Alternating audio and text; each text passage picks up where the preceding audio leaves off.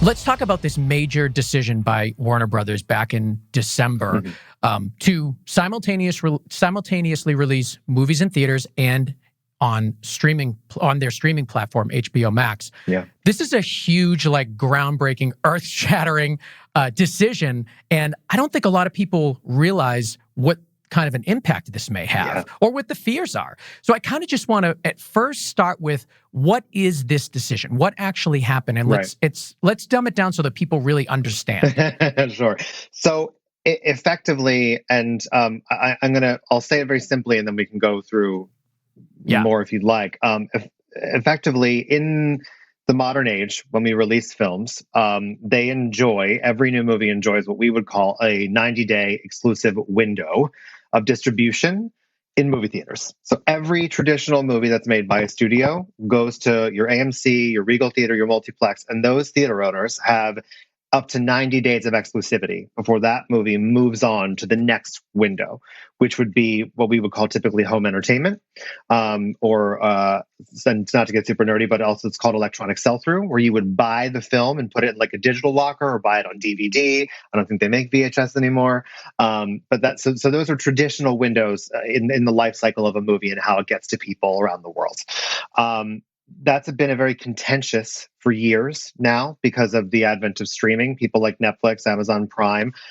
There is so much content and there's such a sophistication of technology in people's homes that the question becomes, does it behoove you to keep movies out of the hands of consumers at home for that long because you're risking losing money, the further you wait? So what Warner Brothers did, in essence, was say, for the entire 2021 film slate, which is 17 movies, they include huge franchise titles like Dune, the Denis Villeneuve with Timothée Chalamet and Javier Bardem, the fourth Matrix sequel, which is a massive franchise from the Wachowskis and Keanu Reeves, all the way down to little indies and awards players like Judas and the Black Messiah. There's a new Angelina Jolie movie with Taylor Sheridan that people are really excited about. All of those movies will now open in theaters on the same day and concurrently be available to stream for a 30-day exclusive window on HBO Max.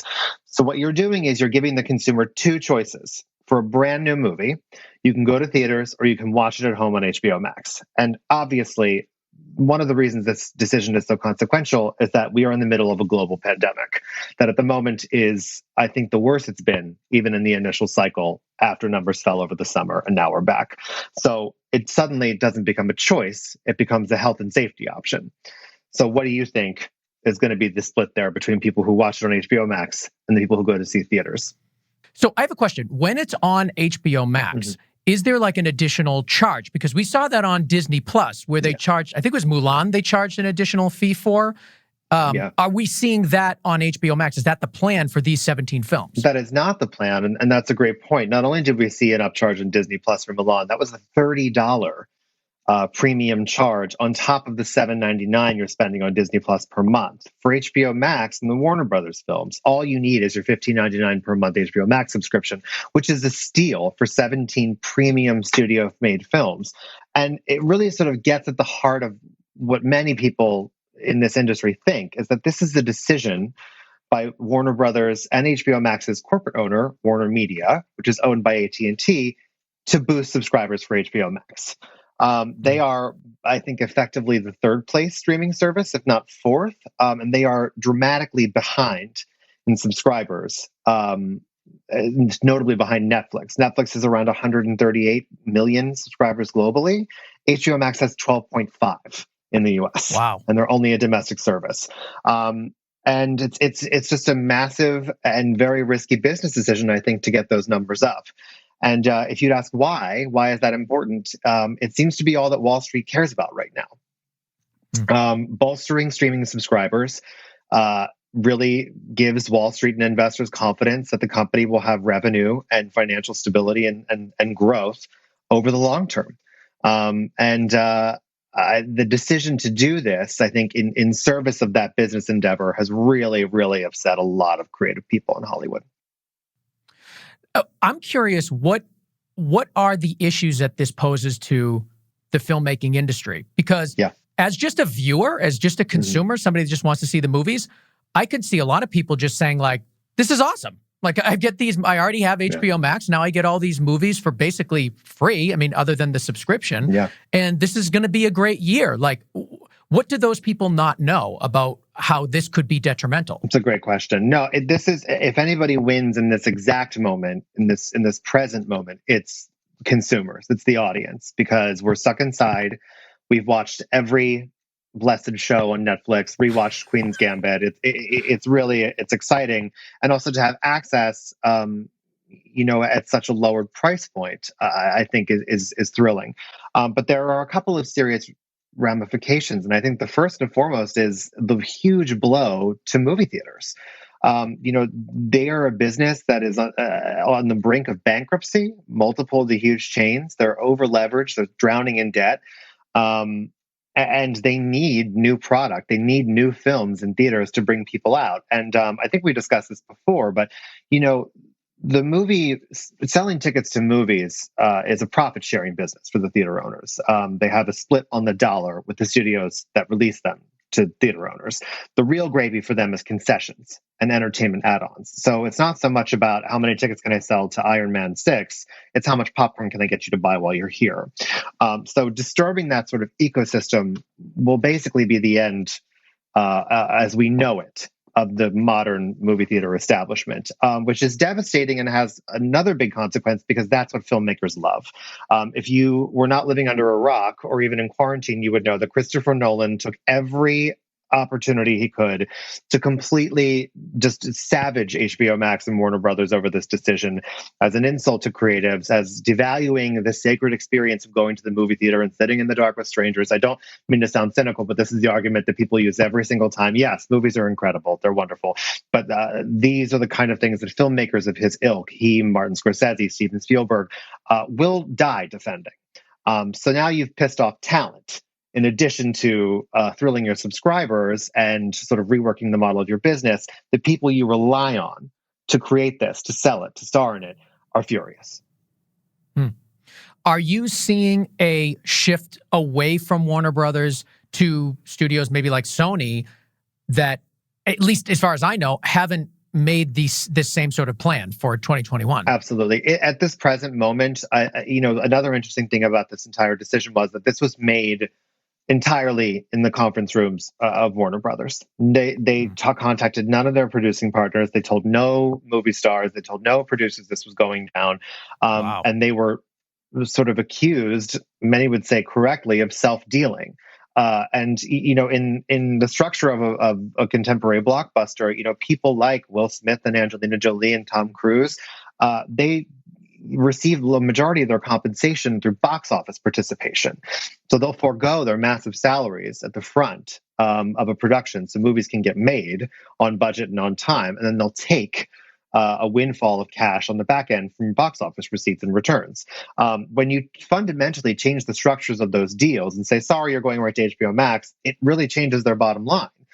And to do this definitively without talking to them, their agents, without figuring anything out, it's a huge violation of trust.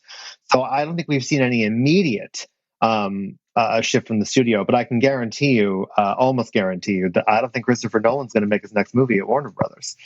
It doesn't sound like it. He's certainly one of the most vocal. Yeah. And I mean, I didn't know that no one was consulted. I mean, I can see that being a huge, huge problem. I mean, so Warner Brothers must be doing some damage control to their talent right now. Absolutely. I mean, what are they saying? How are they soothing those nerves, I guess? From what I've reported and what I can gather, a lot of it is just cash. They're trying to compensate people in the back end. That helps everybody, doesn't it? Yes, it does.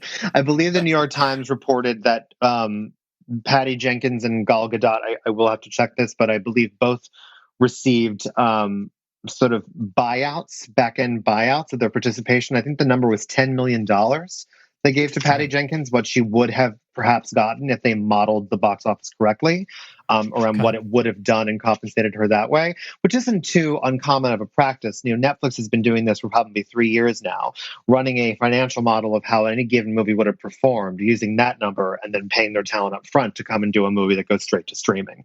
So it's not unheard of. It's just the incredible mafia style that this deal was done, or I shouldn't even say deal because deal implies two parties, that this decision was reached and sort of just announced in just a matter of days. Contractually, they must have the ability to make these decisions, like without, I mean, they must, but maybe not. I don't know. I mean, it seems like it. Warner Brothers? Oh, I don't think they do. I don't think they do. You don't? No, I think if anything, this was, again, a huge dice roll. And currently, we have no update yet, but Legendary, which is a production company, which I believe is partially Chinese owned, is a producer of two of the films coming out this year from Warner Brothers, Dune and Godzilla vs. Kong. They're exploring litigation. If they can't reach favorable terms, they will sue them. Yes, because there was no language in any of these deals that said there's a possibility you'll end up on HBO Max concurrently the same day you're in theaters. Wow. See, that's how stupid I am. I figured, how could they do this? There must be some way there. Yeah. I don't know. Part of it as a stunt is, let's do this in broad daylight. And, part of me really does think that Warner's expected to be widely praised for this, or at least expected a groundswell from fans and support of, some people saying like, oh, this is a pandemic, it's a horrible situation, look at this workaround. But it went the entire opposite direction. It fully went sideways on them. Do you think that this is something where the content creators may be out of touch with what fans really want? Do fans really even need big giant screens and amazing surround sound, or do they just want the story? It's hard to tell. I mean, I'm certainly not I'm not a young man. So it's like, I'm sort of hearkening back to the days of going to the theater and the romanticism of it and loving that experience. But I'm not the same demo that's going to be, clamoring for, to see, Wonder Woman on day one. You know what I mean? Like, exactly. It's just not the same type of audience. Well, so it's hard for me to tell. Sure. When you say content makers, if I would say the creatives, I don't think so. I think that, some people are really good at what they do in terms of where they model it for. If you look at the success of Marvel, those movies have no problem getting young people out of the house, although it is a younger male demographic and it is superheroes. That's kind of a no-brainer. But when it comes to, if you're talking content makers in terms of the people who are writing the checks, perhaps, and I think that we're going to see a reckoning of sort of that on paper and in their content pipeline, not just this year, but in the next 3 years. If HBO Max does not amass a metric ton of subscribers by the end of this year, this experiment and this sort of like, very backdoor I don't want to say underhanded because I don't want to get sued, but you know what I mean? Done in the shadows deal will have been a risk that will have absolutely not paid off and will lead to a lot of damage, I think, long term for them. So you're thinking that the idea of being out of touch is that they are assuming that everybody wants to consume their media just at their home, and they're missing the fact that there's a real interest in theaters. I just want to make sure I'm clear. No, of course. No, I think more to the point, I think that some movies like Dune and The Matrix and Godzilla vs. Kong are really huge format, big splashy IMAX theatrical things. And sadly, they're the kind of movies that studios are really only making now. So the idea that you would say, like, give the consumer the choice of watching that in one place or the other, I think it's sort of disingenuous to say that they want to try that. If there was no pandemic, this would absolutely have never happened. This is a way to try to boost subscribers in the middle of a pandemic where they can't open theatrically and raise their stock price. That's kind of it. I don't think there's no artistic endeavor at the heart of this. But I don't know. If you look at something like The Old Guard on Netflix, the Charlize Theron action film, I enjoyed that a great deal. I don't think it was so spectacular that I had to see it on a big screen, but I don't know that I don't know that I would watch, so just to pull something out of the air, 1917, which was that last year, maybe 2 years ago. I think it was last year. Sam Mendes, what is time anymore? I know, exactly. But the Sam Mendes, we weren't in a pandemic yet, but I remember specifically getting multiple links to watch that. And I waited because everyone said that, it's a single tracking shot and the sound, So I think it's all about how you really market the film. But yeah, I don't think there's anything really artistic and anything forward thinking about Warner's trying to say, like, let's see what happens if we do this. It's entirely driven by subscriber growth and the pandemic. That's a really interesting take on it, because I was thinking about it in terms of just accessibility and clearing the slate, quite honestly. Like, what are we going to do? Do we hold off a year? You hear a lot of people making the comparison between how the music industry was affected with Napster and the rise of MP3 and what's happening here. I challenge that only because the music industry, like, people certainly made money on album sales, but the money has kind of always been in touring and in merch, and that didn't change when MP3s became popular. The money here it's different. Like, there's no performance part. Like, you're not taking your movie and bringing it out on the road and getting performance royalties in the same way. It's a different income stream, and essentially doing something that brings theaters to a halt, I feel like has a more substantial impact than simply MP3s becoming the norm.